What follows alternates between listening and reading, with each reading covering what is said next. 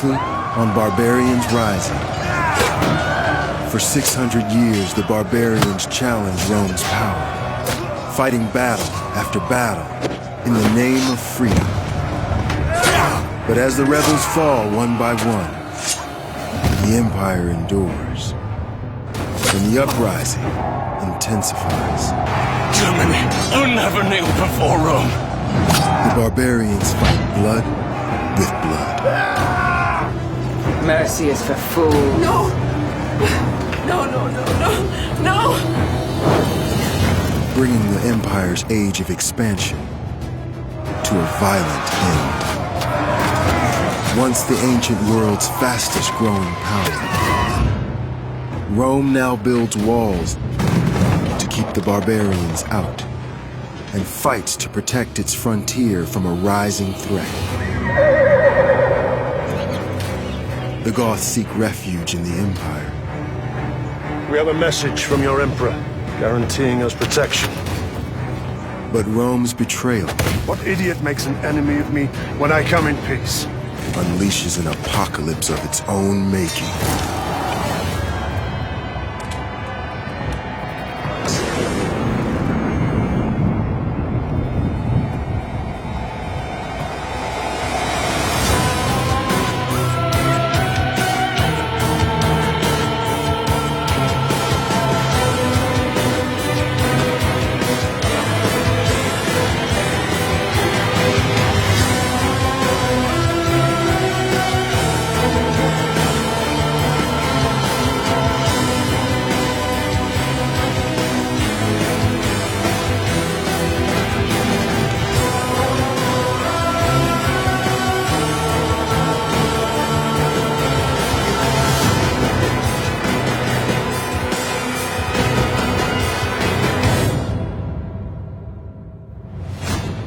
By 285 AD, the Roman Empire has grown so large that it must divide to survive. The Emperor Diocletian officially divides the empire into two halves, east and west. It's easier to govern, it's easier to defend from external forces. The two sides work together to protect the eastern border from the unconquered frontier beyond, where the line separating Roman from barbarian begins to blur. Romans were becoming less and less confident in their own military abilities and more reliant on those of the barbarians. By 394 AD, most of the soldiers serving in the Roman armies are barbarian mercenaries. Among them are the Goths, who've lived as a separate nation within the empire for more than a decade. Some of the children of Adrianople became good Romans. They became Roman officers. One of those was Alaric. Alaric, now 24 years old, is a general commanding a division of 20,000 Goths who fight on behalf of Rome. Alaric's prepared to fight because he's been promised land. This is his great opportunity now to end the refugee status of his people and to be able to settle within the Roman Empire. Alaric serves under General Stilicho, commander of the Eastern Army, a Roman soldier with a barbarian bloodline. He's a person who has a Vandal father and a Roman mother, who's grown up inside of Roman military circles, but is still treated like something of an outsider. Barbarians now live, fight, and die under Rome's banner. But they are not Roman, and the Empire sees them as expendable. When war breaks out, Alaric and his men become pawns in a deadly game. We are to attack just before first light. And? You and your men will lead the first assault across the river. Where?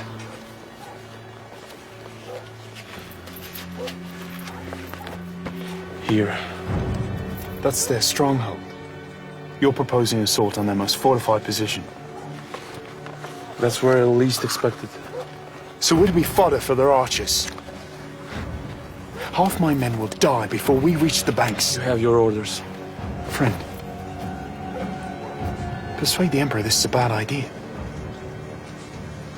It's the Emperor's idea. And he has absolute faith in you to implement it. He's condemning us to death.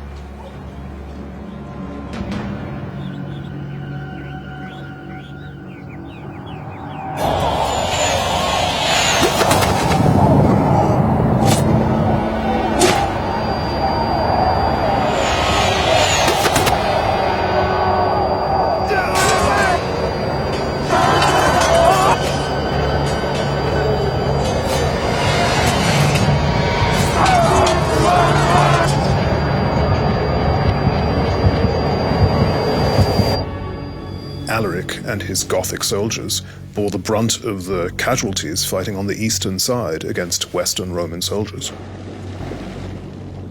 Rome abused the Goths in combat situations. They put them on the front line, used them as sort of cannon fodder.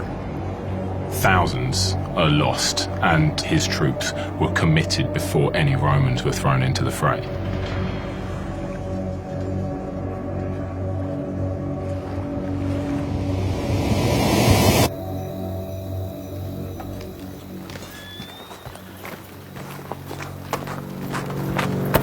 Still have battle in your eyes. I lost 10,000 of my men today. Slaughtered, as we knew they would be. And they were sacrificed for him. Alaric, think. Take a drink. And be glad to be alive. The Emperor is in a mood for celebrating, not dissent. You celebrate the victory. I'll mourn my loss. Don't do anything rash, my friend. You're angry now, but things are changing. The world we live in now is very different from the world we were born into. Yes, it is. Then we fought against these bastards and were proud to. Now we do their dirty work and lick their boots. Stay calm, be patient. Who knows what changes may come? Change? Yes. You know what I've learned, my friend? Change only comes through the power of the sword.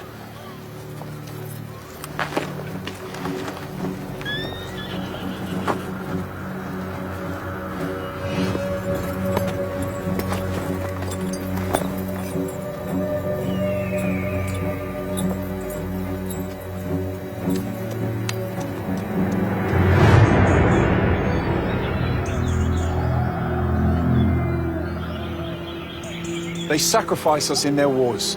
They work us to death on their roads and in their cities. They take our daughters and invade our bloodline.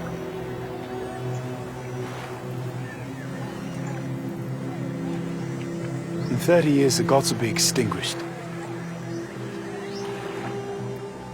I think the betrayal that Alaric felt after the Frigidus was such that he really despaired of any accommodation with the Empire after that. Everything becomes very clear for Alaric at this point. He realizes that he's never going to be able to end this refugee status within the Empire. If he can't work with the Empire, he's going to have to go back to type and work against it.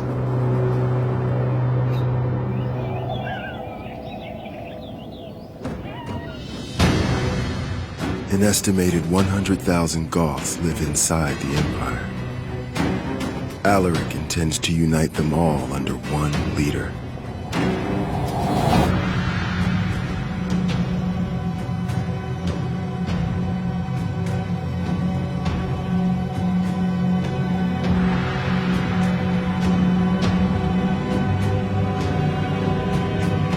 Kings had always existed outside the Roman Empire. Alaric was effectively saying that he was not going to be a subject of the Roman Empire anymore. Today you crowned me king. An honor. What is a king without a kingdom? What is a crown on a king without a kingdom?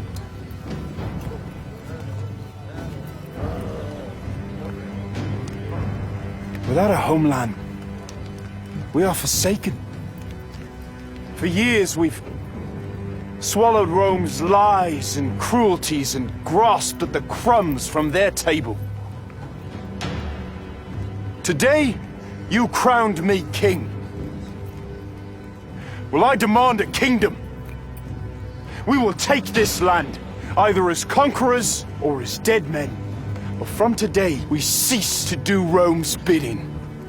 From today, we go to war with Rome.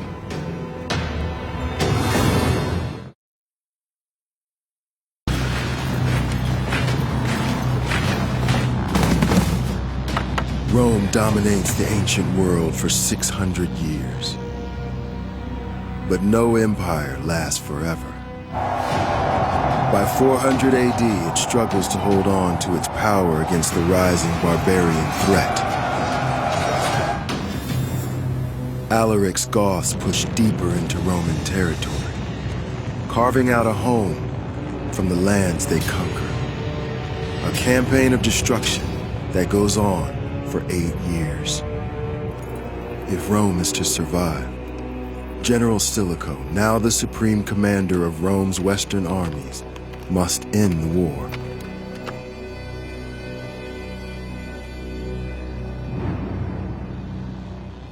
We've journeyed far, the both of us. Perhaps. Doesn't all this killing tire you? I've seen what Rome calls peace. There is no need for us to be at war. You have power. We have none. You have a homeland. We have none. There'll be no peace until my people have a land to call their own. I can give you that. But the Huns to the east, they respect no border. I need you and the Visigoth people to work with me. Why would we?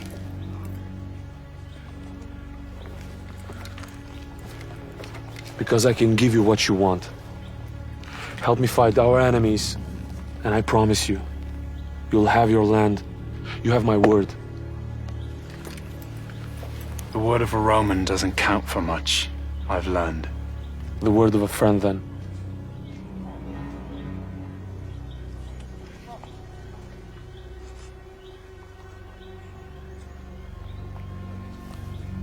Then know this. Should I accept, and you betray me, no woman, child, or man in Rome will escape my vengeance. I would expect nothing less.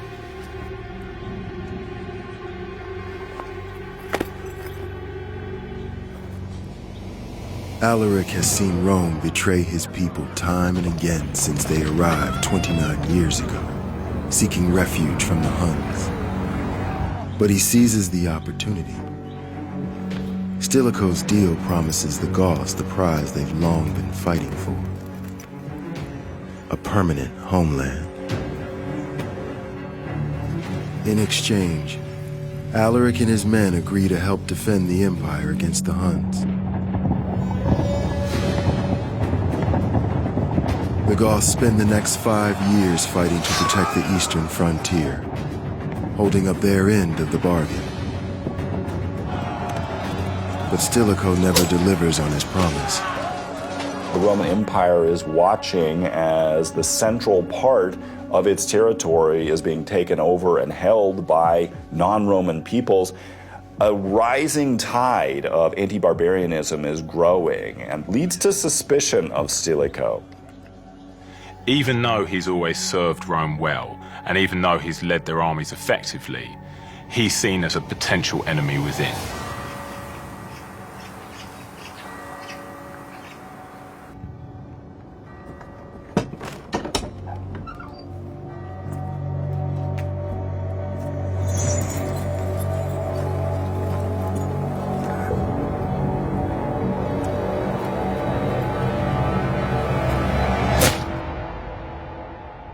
The immediate consequence for Alaric of the assassination of Stilicho is that the deal is dead in the water. It's precisely the arrogance of the oppressor of Rome that precedes the fall.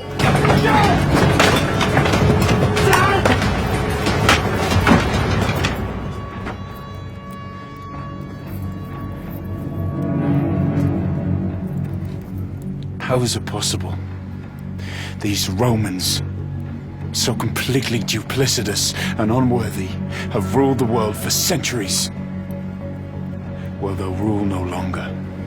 It was a colossally stupid move to have Stilicho executed. It eventually led to the defection of huge numbers of barbarian troops over to Alaric's side. Alaric has been betrayed and disappointed time and time and time again. He wanted his homeland. The Romans constantly took it away from him. So what he decides to do is that he'll take away the homeland from the Romans. He's going to go and sack Rome.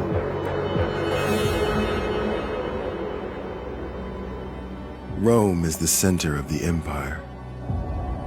5 sprawling square miles surrounded by walls 40 feet high. A model of the empire's vision for how to build the world in its image. Thousands of Goths and thousands more of Stilicho's men who now pledge loyalty to Alaric march on Rome. Alaric has the city in his sights.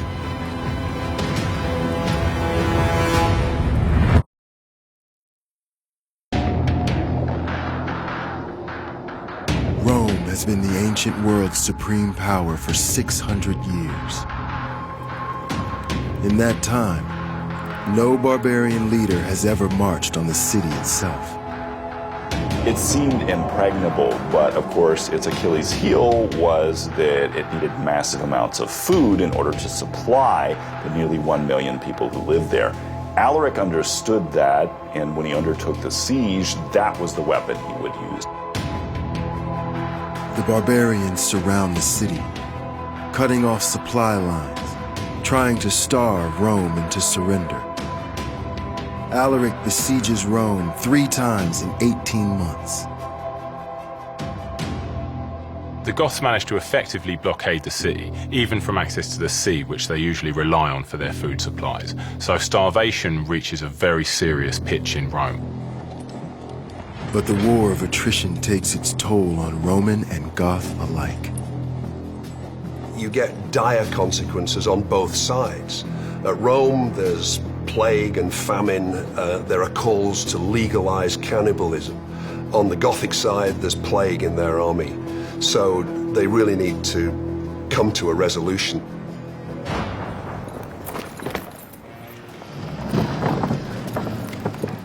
Alaric sends an offer of peace to the Roman Senate.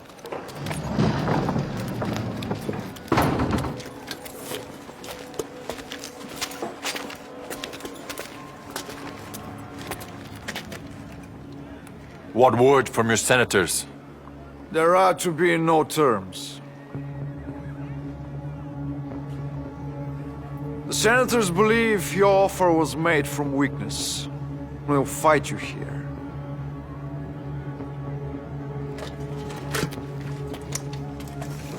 And if we leave now, do they give their word you won't come after us?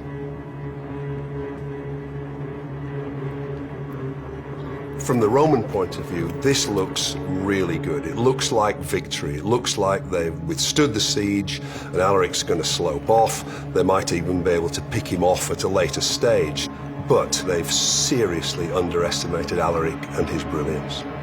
Onward. Send them a message. If they grant us this last night to prepare our dead for burial, I'll make a gift to the senators of Rome. A gift, my lord.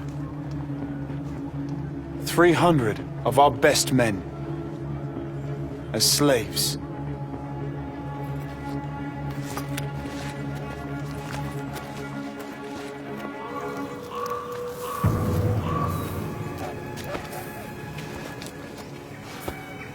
The Senate agrees to the deal.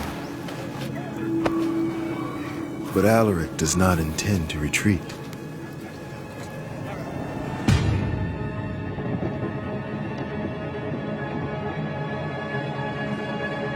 Arrogance is a two-way sword. On one hand, you've got to have the unshakable belief that you're the greatest thing ever in the world and no one can take you down. On the flip side, it can lead to failure. you've got to be really brutally honest with yourself. Great empires have been lost because they refuse to see their weakness. The brilliant and really rather ironic thing is that the Romans trace their ancestry back to the Trojans. And what Alaric has given them is effectively a Trojan horse. These slaves are not any old slaves, they're actually 300 of his finest warriors.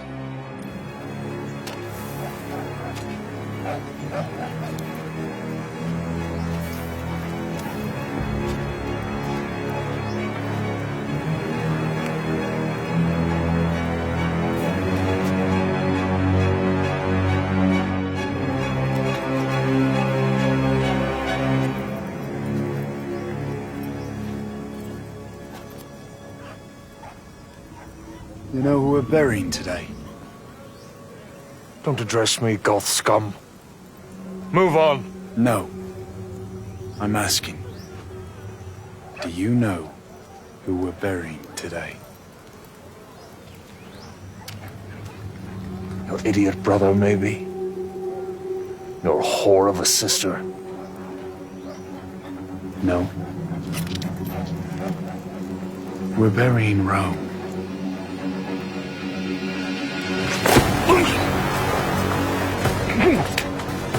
This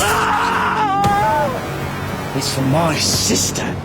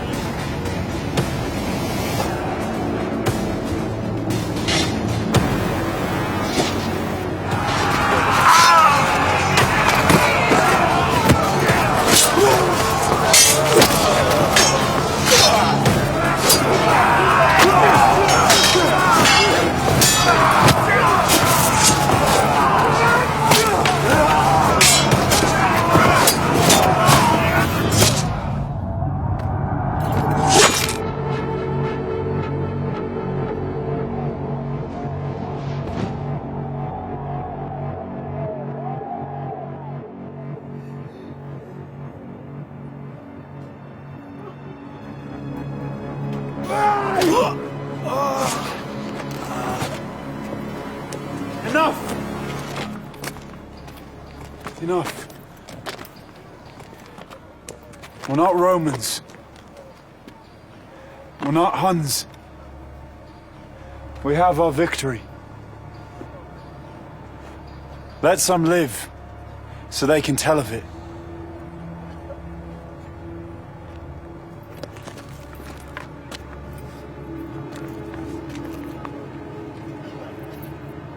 Tell your children, your days of power are over. Psychologically, this was a massive blow. This was the capital of this world empire being brought to its knees. Empires rise and fall. What makes them great may not be lasting. The sack of Rome is Alaric's greatest victory. A strike so devastating that the empire never recovers. The tide has really turned now. Essentially, once upon a time, the barbarians were at the mercy of Rome, but now Rome is at the mercy of the barbarians. In the aftermath of its defeat, the empire cedes 30,000 square miles of territory in southern Gaul to the Goths. Alaric delivers the homeland he promised his people, but he never sees it. He dies of fever just 1 month after the attack on Rome.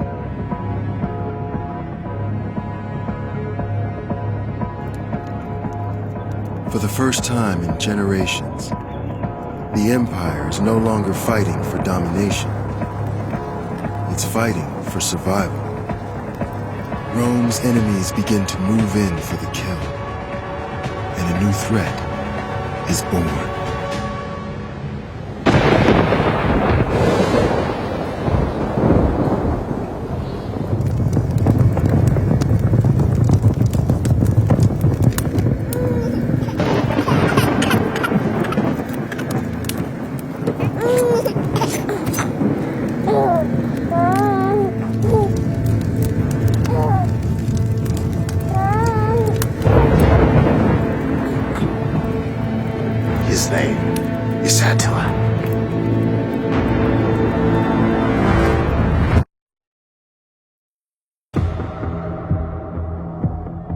The barbarians are the rising power, battling to take back control of the ancient world from the empire that has ruled for nearly 7 centuries.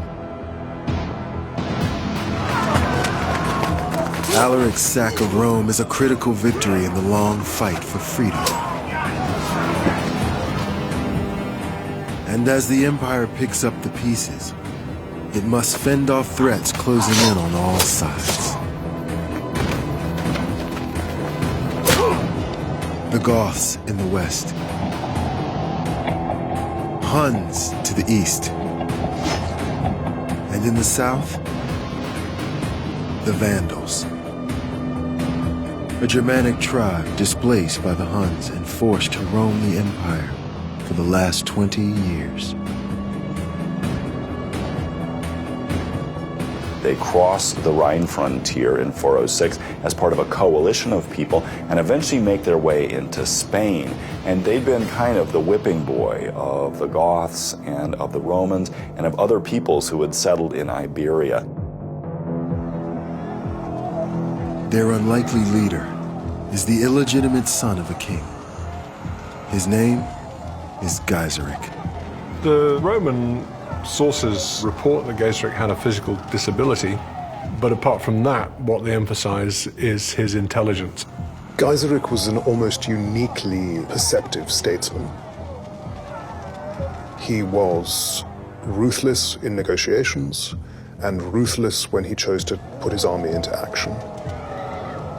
Gaiseric emerges as a threat when he strikes at the jewel in the empire's crown. The territory that Rome has held since its defeat of Hannibal over 600 years earlier. A crossroads ideal for building a new Vandal kingdom.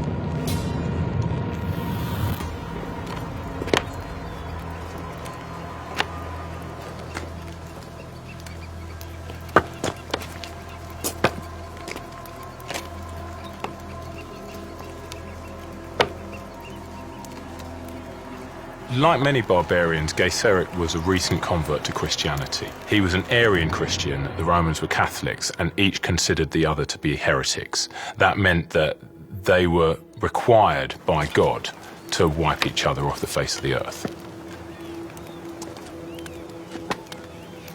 Please, in the name of God, show some clemency. When has a Catholic or a Roman ever shown us any clemency? Huh?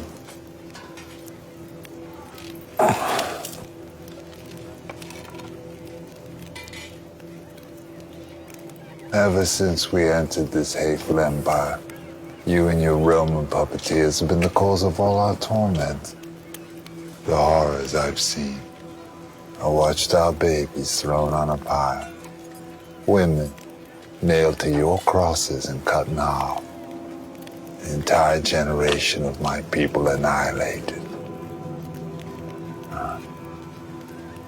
All in the name of your Catholic God. Oh. So tell me, priest. Where was your clemency then? Where was your clemency then? Where? Huh?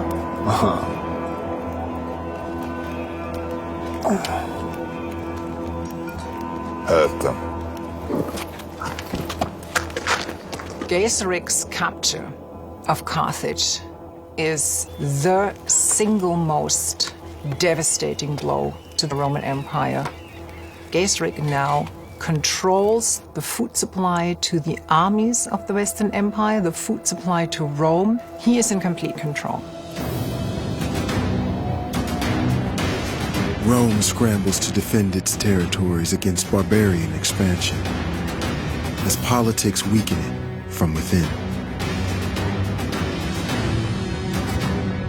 In the divided empire, power is split between 2 emperors with 2 different agendas. Theodosius II rules from the eastern capital, Constantinople. while his young cousin Emperor Valentinian III rules the Western Empire from Ravenna. The Emperor Valentinian came to the throne as a child. He was young, he was weak, he was not taught the politics that earlier Roman emperors had been taught, and he was not a soldier. He was also very much under the thumb of his mother, the imperial princess, Galla. Galla is an astonishing woman. Not only is she the sister of one emperor, she's married to another, and then she's the mother of a third. And she exercises a great deal of personal power within the imperial political circles. True power is not about dominating the weak. True power is inspiring the strong to your will.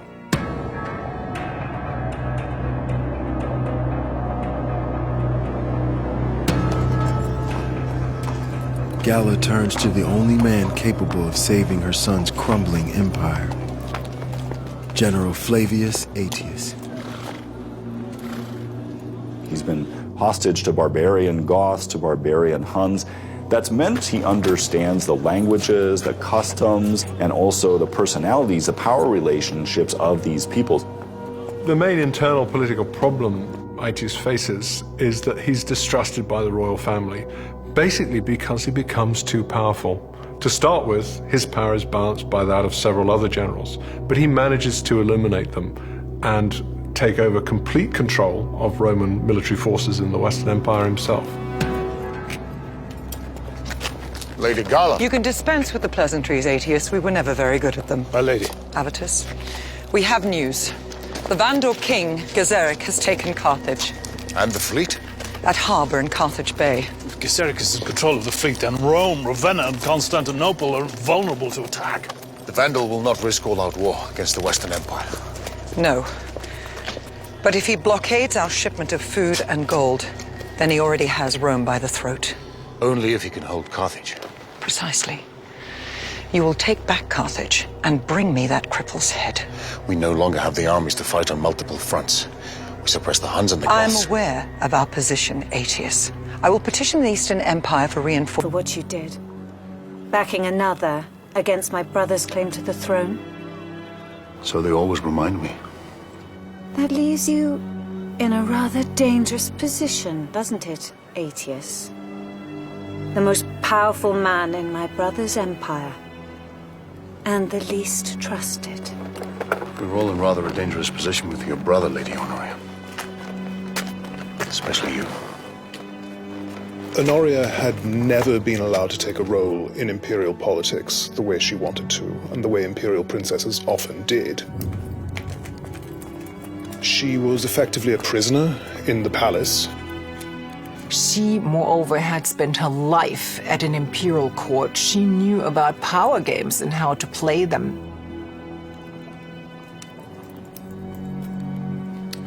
Aetius, Magister Militum of the Western Army, Patriarch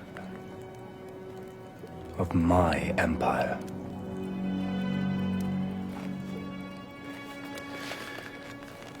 Give this to my cousin Theodosius.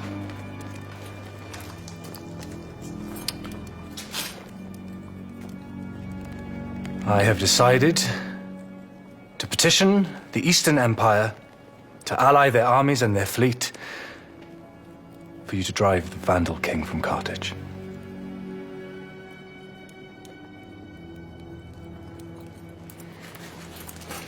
You know of the Huns. You know of King Ruas's death. It is no secret I was hostage to Ruas. When Rome was forced to sign the treaty, I know of his death. This Attila, is he the devil, as they say? No. Much worse.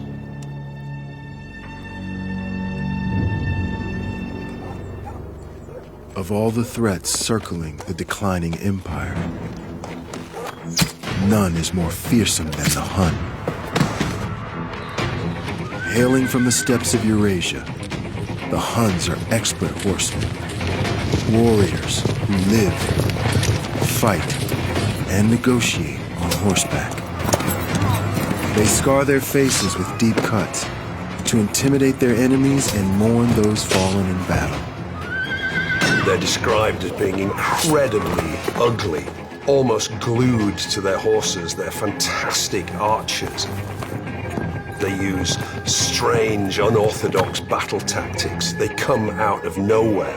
The Huns seem to be more interested in the acquisition of plunder than they were in territorial conquest.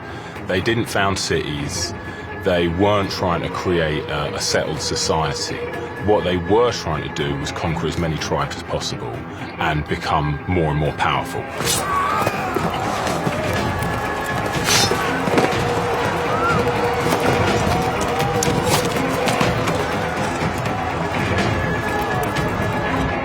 The Huns terrorized the Empire's borderlands for decades under King Ruaz.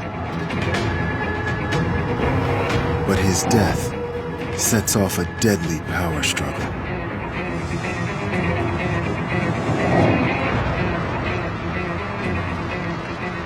There are no rules of succession operating in the Hunnic world.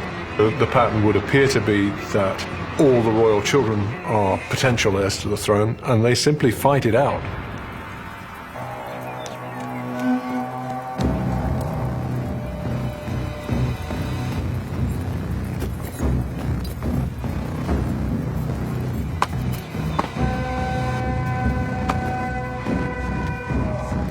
Attila, the sons of Ruas are here.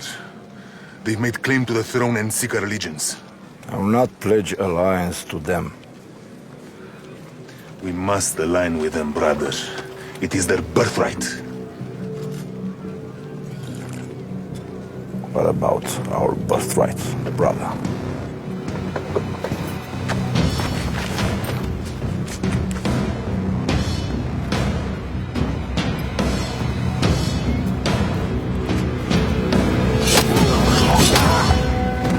Now, I lay claim to the throne.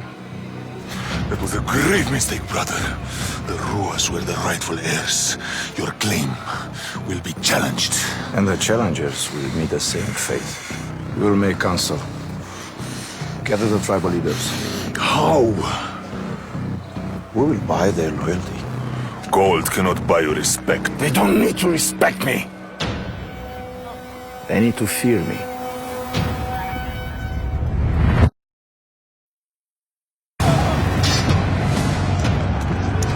The barbarians have the advantage over the Empire for the first time in 700 years.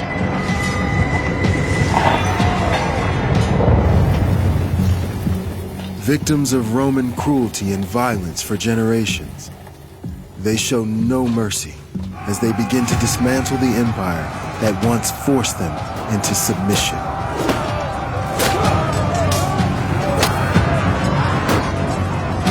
Rome is under attack from all sides. In the south, the Vandals hold Carthage.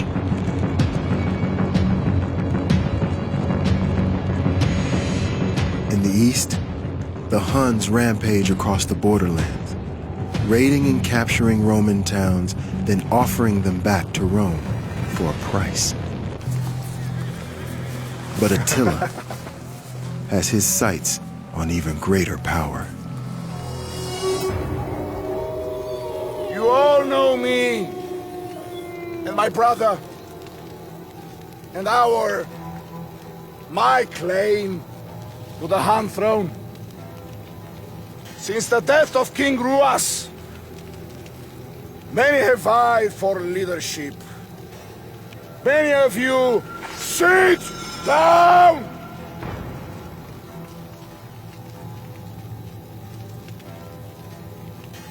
Ruas was content to have us move the plains like thieves.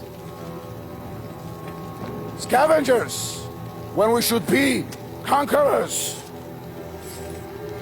Support my claim,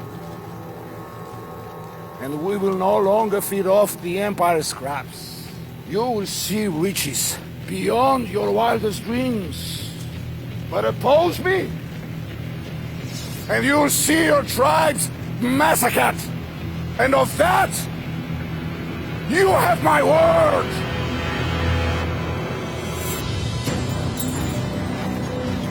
Rome moves to confront what it believes is the greatest threat to its survival. Not Attila, but Gaiseric. The Eastern and Western empires gather 1,100 ships and 100,000 men to retake Carthage. It's the largest invasion force the empire has ever assembled. But the campaign requires Rome to deploy nearly the entire military, leaving the eastern border virtually undefended. Most of the Eastern Empire's forces for the expedition have come from the Danube frontier. Attila and Bleda know this. So they unleash the Hunnic hordes on the Danube frontier while the expedition is still in Sicily.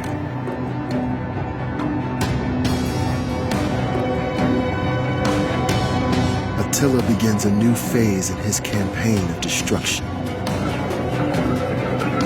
Heavy siege weapons like towers, catapults, and battering rams allow him to escalate his attacks. This technology sets Attila apart from other barbarians. Using Roman siege tactics, Attila can now overtake a fortified city in a matter of days.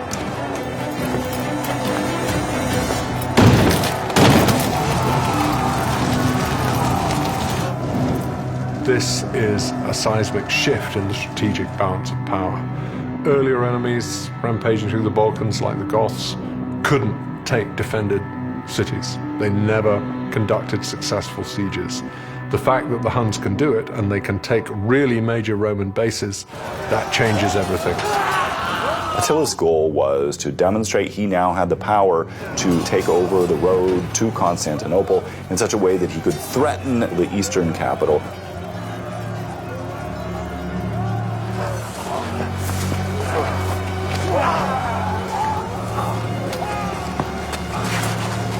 Who are you?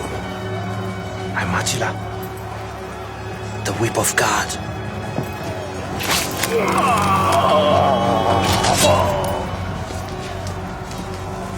We have sent our message, brothers. Time to await the Roman terms. Let them wait for my terms. Look around you, Attila. We have done enough. More war will bring us nothing. True. But panic and terror will gain us everything.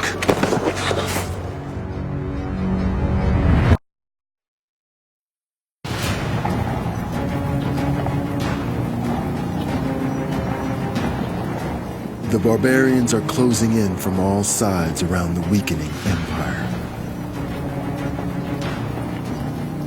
Goths in the west, Vandals in the south, and Huns in the east.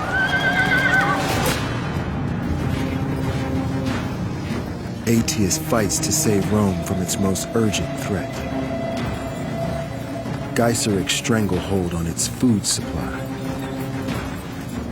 The general gathers the largest invasion force the Empire has ever assembled to take back Carthage.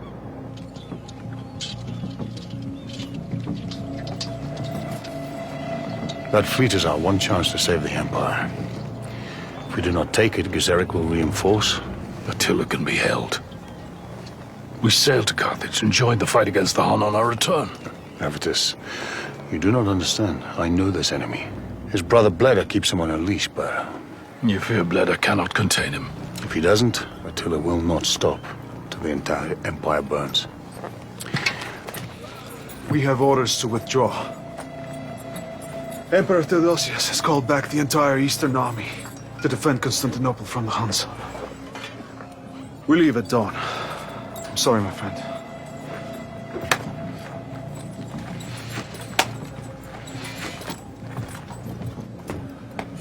Without the Eastern Fleet, we're done.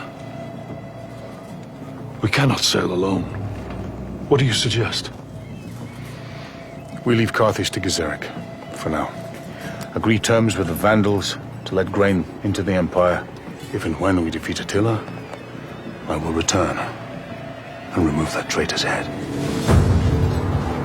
Rome turns its invasion force north to confront Attila, opening an opportunity for Gaiseric, who is playing a different kind of power game. The fact that the expedition never sails from Sicily means everything to Gaiseric. It allows him to start to build a real kingdom in North Africa. It basically secures his existence as an independent power. While the Empire heads for all-out war with the Huns, Gaiseric outmaneuvers them with strategy.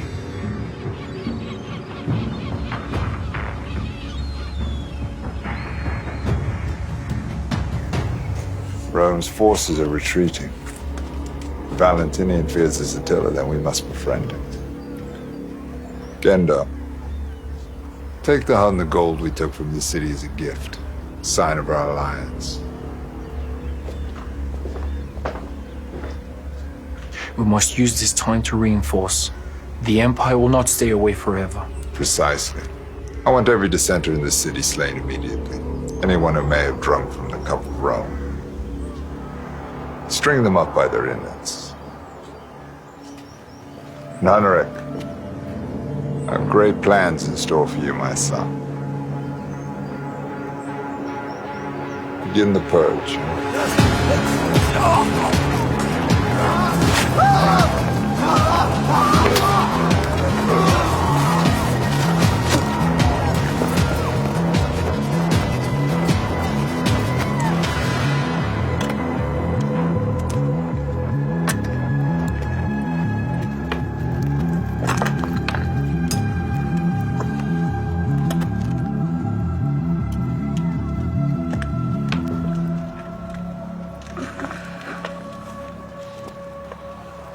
Your empire has deserted you, Commander. They've left you here to rot.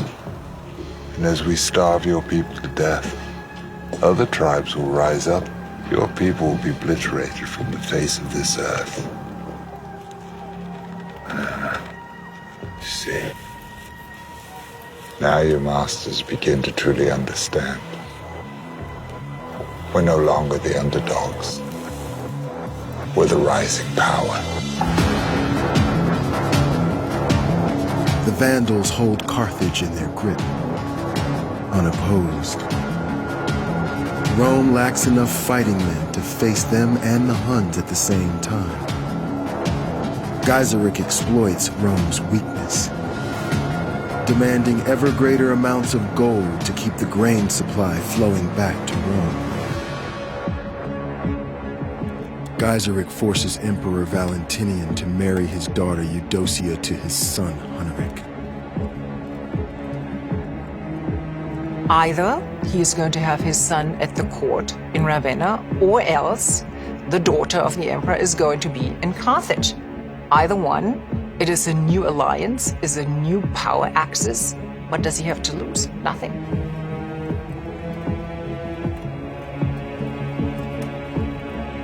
With his son now a prince of Rome, Gaiseric infiltrates both the seat of power and the imperial bloodline. On the frontier, the Roman military fails to stop the Huns' advance. The Eastern Emperor requires his wealthiest citizens to pay the annual tribute of gold that keeps the Huns at bay. Even senators who are usually exempt from tax are forced to pay. Theodosius also sets out to negotiate a new deal.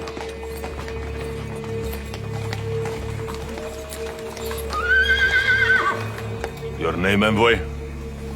Eurybiandus, commander in charge. Our traitor princes? I'm under orders from Emperor Theodosius to speak directly with Attila. We do not recognize our emperor here.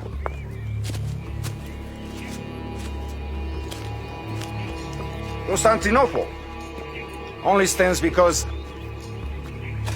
I allow it.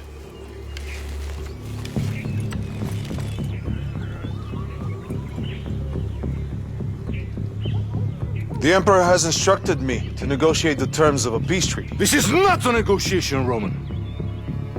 These are my terms. You'll hand over the last sons and heirs of the Han traitors that hide in your empire.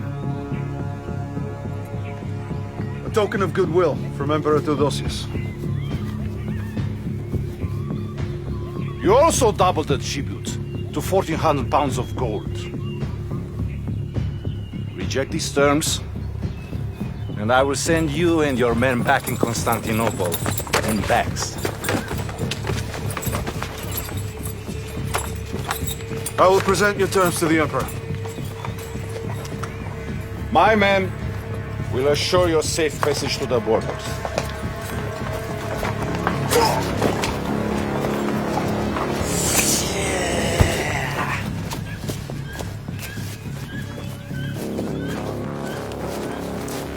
They will pay the tribute. Spoken like petty thief that you are. I'm not one of your dogs, brother. Do not treat me as such. I am no thief. I am the one that convinces our enemies to pay the tribute, to raise the gold that brings up your army. I both are politician and our conscience, Attila. I do not need a conscience, brother.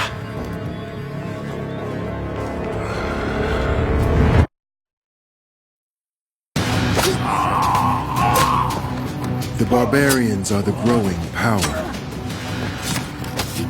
And a once great empire now faces an all-consuming threat. Attila builds an empire based not on territory, but on plunder. His strategy is to capture Roman cities and demand the empire pay enormous ransoms to win them back. Attila was fundamentally predatory.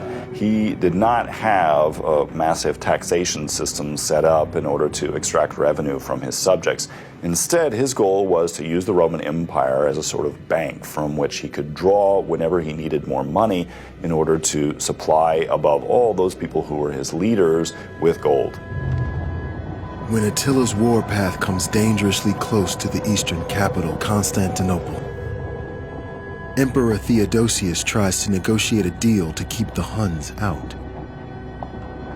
But Attila demands nearly a ton of gold in tribute.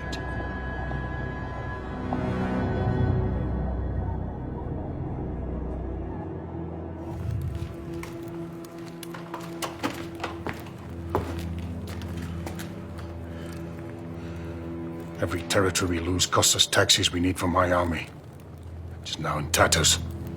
You haven't heard, have you? Heard what? Theodosius has grown bold. He has refused the Huns' peace terms. Tell Theodosius to pay the ransoms. Send word to Bleda. He will put Attila's leash back on. How much longer am I to listen to this fool? Valentin. Shut up! Get her out. Get her out of here.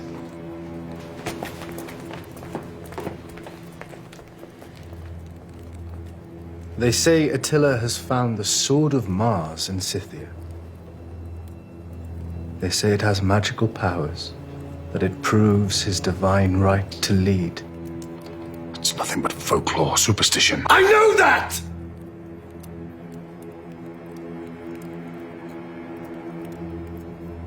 But his armies don't. They believe it. They think they are following a god. I will send word directly to Bleda myself, promise him more gold. He will stop this Hun rampage. Do you not know anything?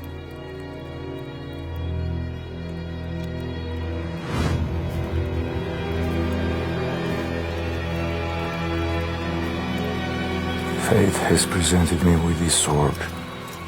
Now, I will no longer hide in the shadows. I will no longer shackles to the weak like you, brother. I will build an army to destroy them all, with every nugget of gold they hurl at my feet. And as they cower behind their city walls, Their cathedral of arrogance, I will rise.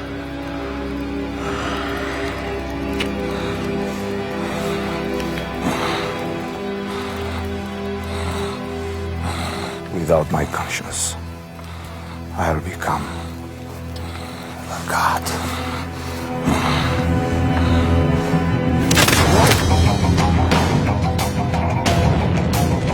The Empire's refusal to pay the tribute is a fatal error.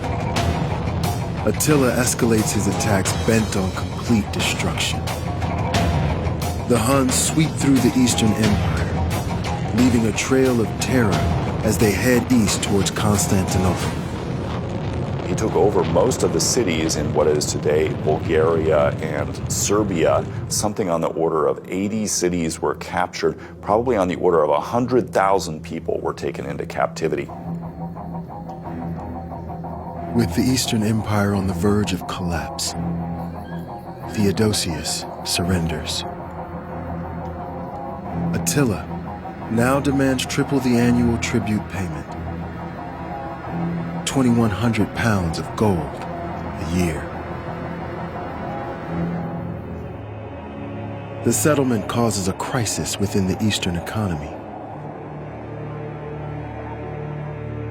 leaving Valentinian and the West to confront both the Huns and the Vandals alone.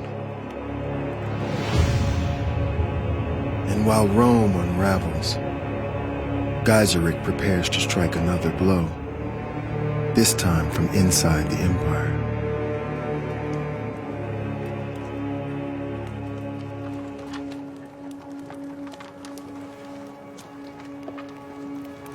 I hope I'm not intruding. No more than anyone else does. My father knows a way for you to escape the box your brother keeps you in. A way for you to become Empress of Rome. A goddess.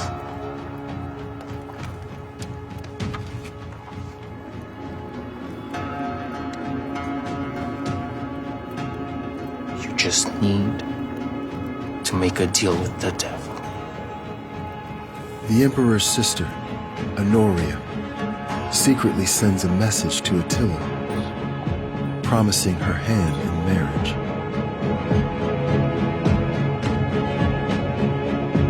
It's an invitation to take the Roman throne away from her brother.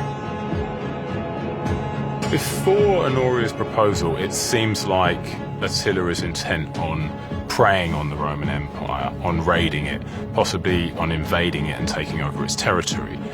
After he receives the ring from Honoria, he now has a legitimate claim to the imperial throne. Attila sets out to accept the offer, marching his great Hun horde into the heart of the Empire.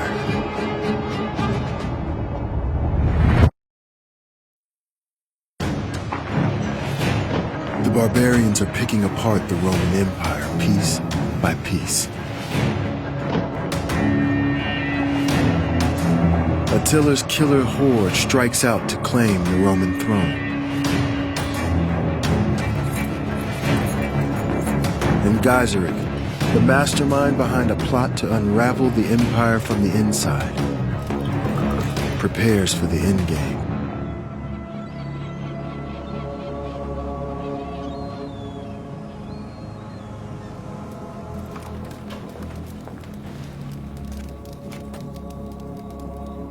The wheels are now in motion, Gendo.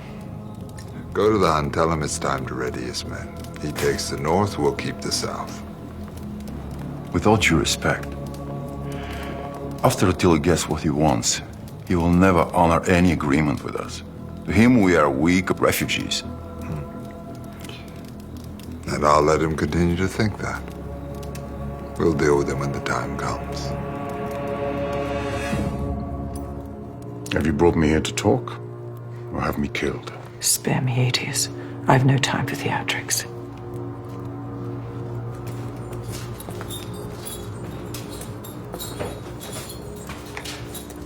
Attila has granted us an audience north of the Danube. When did he agree to this? You are not the only one in the Empire with friends, Aetius.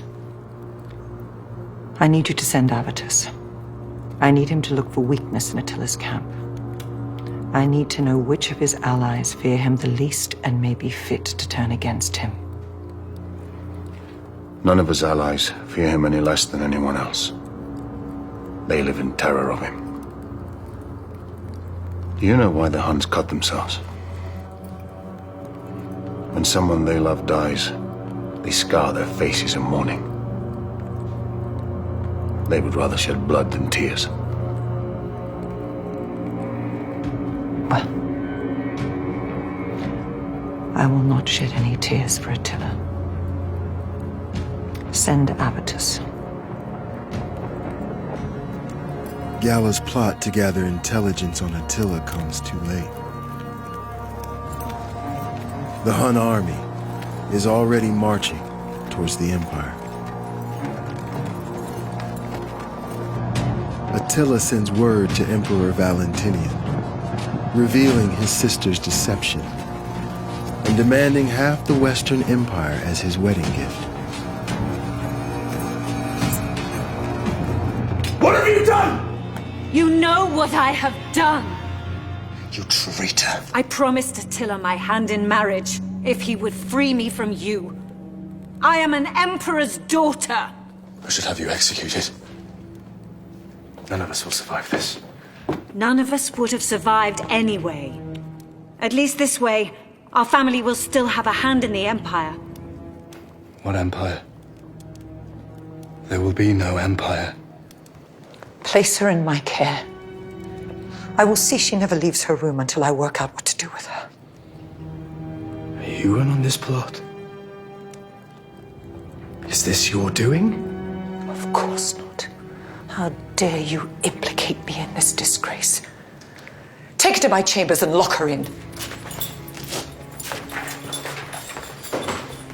Bring in Aetius.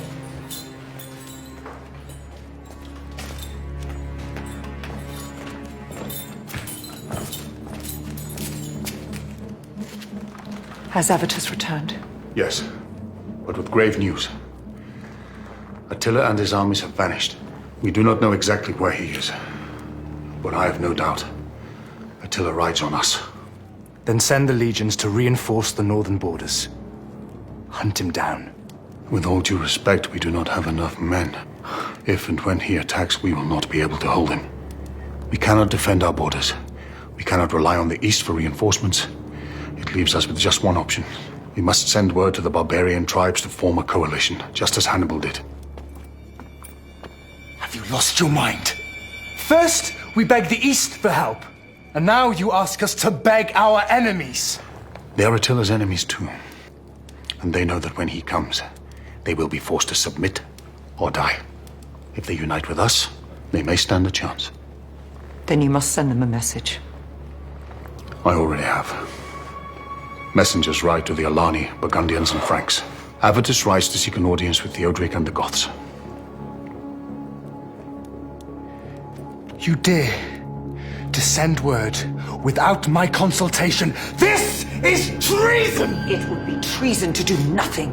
And it would be treason to let this empire fall under the rule of this family.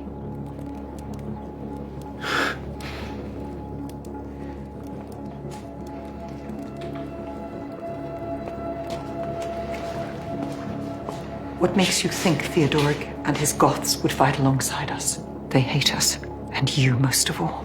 Theodoric may hate me, but he also respects me. I have beaten him twice in battle. Let us not forget, it was the Huns that drove his people into the Empire in the first place. And to his mind, we might just be the lesser of two evils. Avitus taught Theodoric as a boy. Theodoric listens to him. He trusts him. And if he doesn't? Then we are truly lost.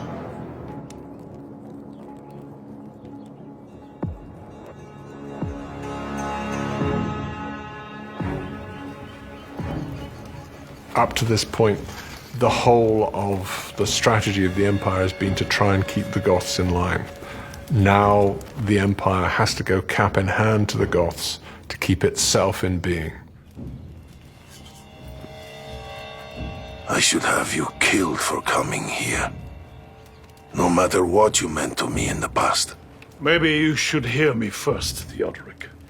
If you fight alongside us against the Hun, you'll be granted safe lands till the end of days. Even if I were to believe you, it wouldn't be the first promise broken by an emperor. For 70 years, the Empire has asked us to die in battle, and butchered us when the battle was won. We're offering you a Gothic state untouchable by the Empire. Do you think Attila will offer you that? If he defeats us, he will turn on you next. You'll be forced to surrender or die, just like all the others. Attila is unbeatable. He has no weaknesses. Attila does have a weakness. They have lost their speed. They can't attack and retreat without trace. But your cavalry can. Even if that is true, Attila is still unbeaten. So is Aetius. No one knows that better than you. Theodoric, my old friend, you have two choices. Fight alongside us or face the Hun alone. And watch the Goths being driven into oblivion. I'll await your answer. How do I know you will honor the deal? You don't.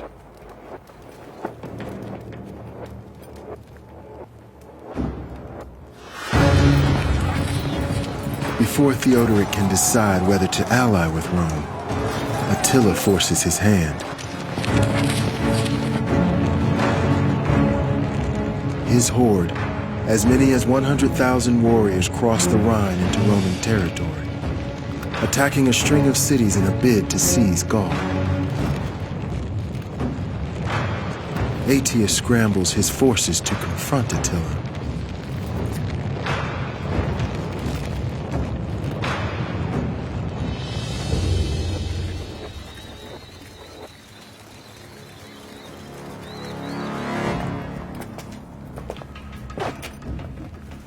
I am not here to help you, Aetius.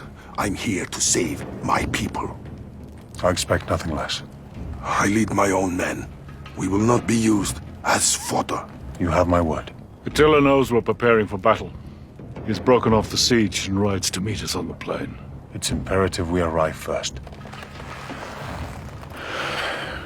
We ride at first light. 3 leaders will meet. 1 will win. 1 will lose. 1 will die. Who dies? There's too much confusion, I cannot.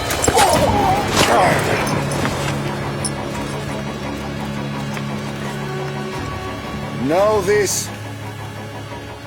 It will not be me that dies on that battlefield. I will fulfill my destiny and claim their throne. Their time is over.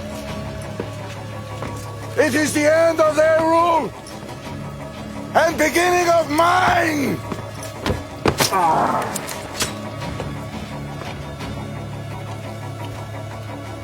Back up the camp. We ride to the plains.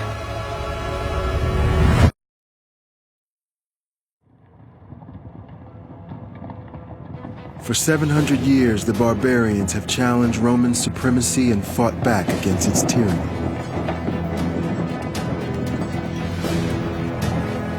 But facing a greater threat, 2 foes now become allies. As Roman and Goth unite to fight Attila's mighty Huns. This is the most powerful Hunnic army there has ever been. This is confrontation on a colossal scale.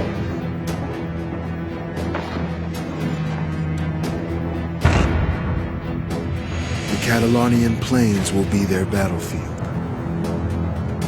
A vast area of flat land dominated on one side by a steep sloped ridge overlooking the fields below. This will be the deadliest ground as both sides fight to claim the advantage. Then, as now, high ground proves advantageous, even more so in the ancient world. Aetius commands a combined force of Romans and Goths numbering 80,000 men on the north of the battlefield. On the opposite side, Attila leads as many as 100,000 warriors set to charge. When the battle begins, it will be a race to claim the crest between. Today, we will reap their empire from their dead hands. There will be great sacrifice. There will be death. But we will be victorious!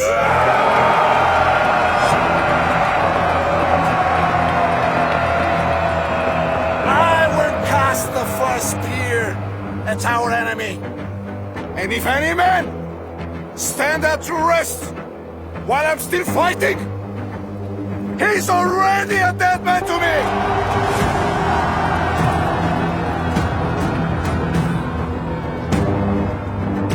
Sound the advance!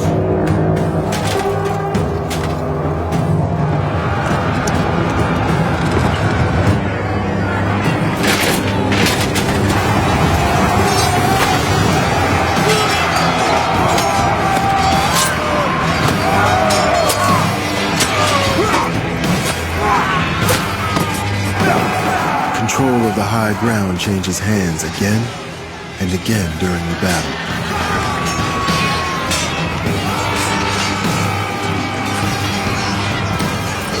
The battle was brutal. The most destructive battle that the ancient world had seen.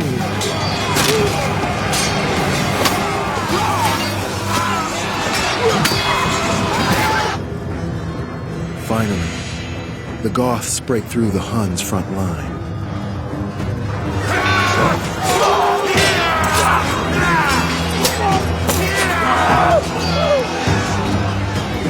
We have the higher ground. Tell the flanks to move in. We must push the advantage.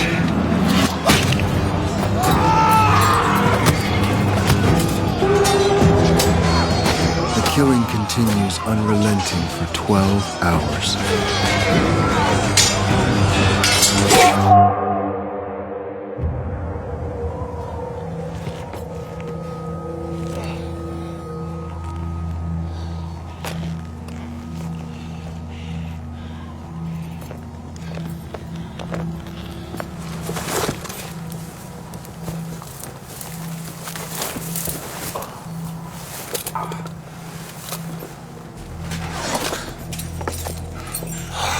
My men saw you enter the tree line.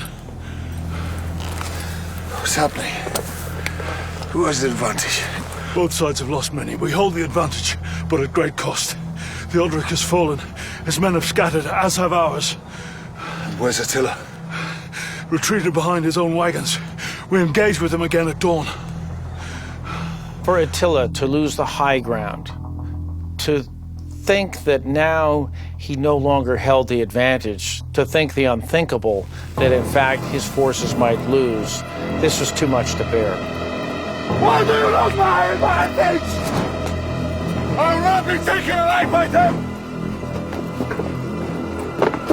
This is to be my funeral pyre! Do not parade my corpse on the streets of Rome!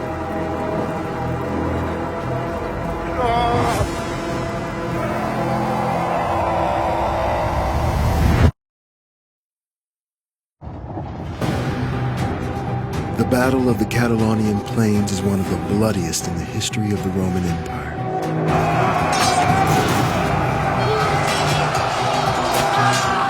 Rome's coalition loses 40,000 fighters, including the Goth king, Theodoric.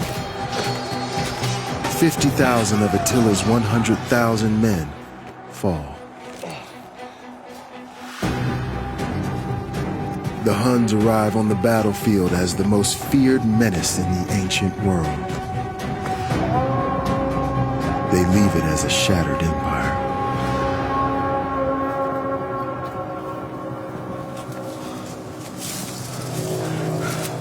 Let's slaughter them as they run. No. Let them go. We'll not get the chance again. He's finished. His myth is broken. He's nothing. Attila loses his mystique, his aura of invincibility at the Battle of Chalon. This monster of the Roman imagination has been proven a general like any other, one who can be beaten. It starts to make people question his rule. And not surprisingly, the sources report Attila thrown into a kind of slough of despond in the immediate aftermath of battle.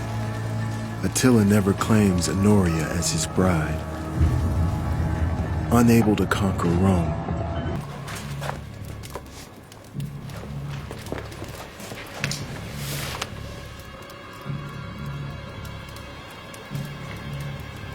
Attila is beaten. And Aetius rides to Rome a hero. This is a disaster. It's not a disaster, Gendo. It's destiny. And now that Attila's beaten, he's nothing but a ghost. Aetius is now the most powerful man in the Empire, and Rome fears it strong. They'll never let him survive.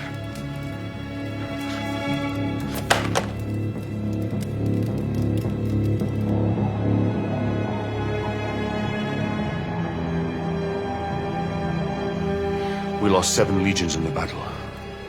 The northern borders are mayhem. We do not have enough manpower to reinforce them. Gaiseric continues his blockade of Sardinia, severing us further from the sea. We must again ask the Eastern Empire for reinforcements.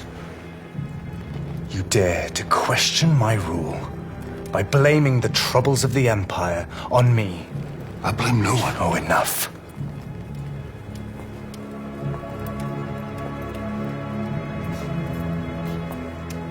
Do you wish power for yourself? I seek nothing. You seek to usurp me. You won't get the chance, you traitor!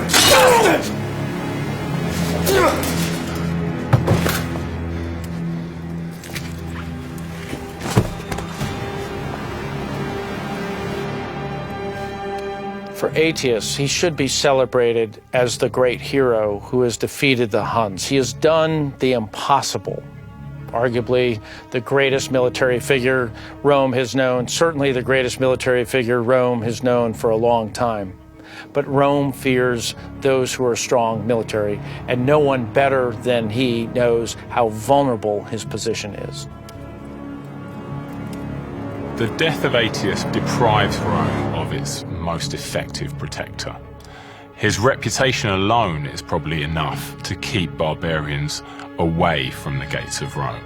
But without him, they've become much more vulnerable. the decline of Rome accelerates as the barbarians dismantle the once great empire. The imperial household begins to implode. You never did get the chance to rule, did you, Mother? Valentinian has Galla executed.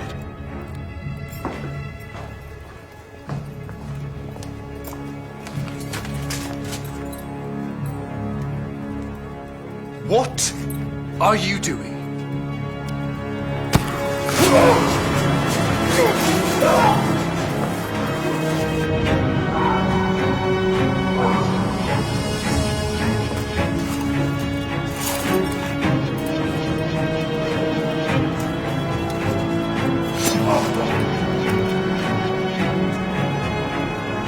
Within a year, Valentinian is assassinated by soldiers loyal to Aetius. The emperor's daughter, Eudocia, one of the last remaining members of the imperial family, is still engaged to Huneric, son of the Vandal king. Gaiseric sails for Rome to claim his son's inheritance. Gaiseric is the Dark Knight. He is the one that really brings the Western Empire to its knees. The Vandals arrive at the gates of Rome in 455 AD. Gaiseric's intention is not to conquer Rome, but to plunder it. What he's seeking to do is to increase the strength of his own kingdom at the expense of Rome. He wants to carve out a domain for himself from the ashes of the empire. It takes the Vandals less than 2 weeks to defeat the city's defenses. After centuries of Roman supremacy by the sword, the barbarians finally strike the Empire's death blow and sit on the imperial throne. Most powerful of your kind lie dead. Their heads around you. All you deem precious is now in our hands.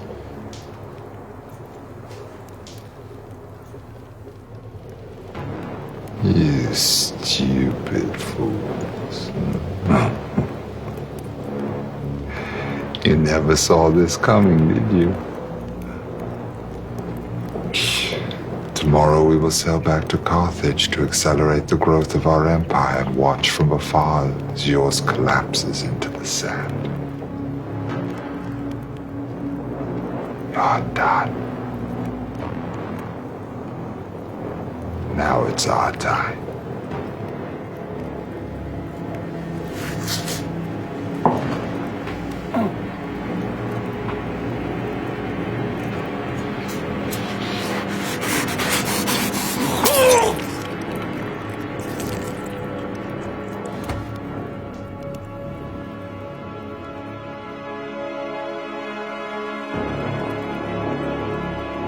Gaiseric returns to Carthage, the new Vandal kingdom, where he rules for the next 20 years until his death at the age of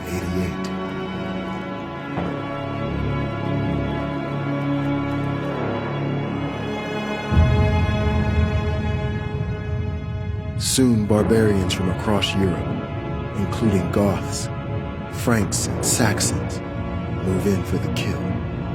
By 476 AD, the West has lost the lands it fought to conquer.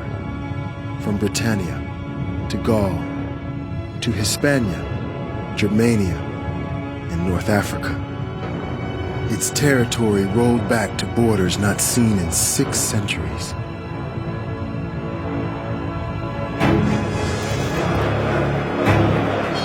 After 700 years fighting for freedom, against total domination, brutality, slavery, and tyranny, the barbarians rise, and the empire falls. The barbarian kingdoms that emerge from the ashes will be the new states that lay the foundation of modern Europe and shape the world to come. No one wants to be incarcerated. No one wants to be placed into shackles under someone else's control. But the physical incarceration can be transcended with a sense of spiritual freedom. They were barbarians. But barbarians to whom? To the Romans, they were barbarians. To themselves, they were freedom fighters. When one has the power to look death in the eye and not succumb to it and see life beyond death, that's the power that cannot be stopped.